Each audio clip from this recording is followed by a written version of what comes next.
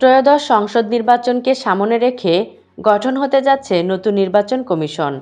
রাষ্ট্রপতি মোহাম্মদ শাহাবুদ্দিনের কাছে নতুন প্রধান নির্বাচন কমিশনার ও অন্যান্য কমিশনার পদের বিকল্প প্রস্তাব রেখে মোট 10 জনের নামের তালিকা দিয়েছে সার্চ কমিটি। 6 সদস্যের সার্চ কমিটি গতকাল বুধবার বঙ্গভবনে রাষ্ট্রপতির সঙ্গে সাক্ষাৎ করে এই তালিকা দিয়েছে। সুপ্রিম কোর্টের আপিল বিভাগের বিচারপতি জুবায়ের রহমান চৌধুরীর নেতৃত্বাধীন কমিটির অন্যান্য সদস্যরা হলেন হাইকোর্ট বিভাগের বিচারপতি AKM আসাদুজ্জামান, মহাহিসাব নিরীক্ষক ও নিয়ন্ত্রক মোহাম্মদ নুরুল ইসলাম, সরকারি কর কমিশনারের চেয়ারম্যান মোবাশ্বের মোনেম, ঢাকা বিশ্ববিদ্যালয়ের আন্তর্জাতিক সম্পর্ক বিভাগের সাবেক অধ্যাপক ডক্টর চৌধুরী রফিকুল আবরার এবং বাংলাদেশ সরকারি কর কমিশনারের সাবেক চেয়ারম্যান অধ্যাপক জিন্নাতুন্নেসা তাহমিদা বেগম। নতুন ইসি গঠনের লক্ষ্যে বিএনপি ও জামাত ইসলামী সহ মোট 17টি দলজোট নাম প্রস্তাব করেছিল সার্চ কমিটির কাছে।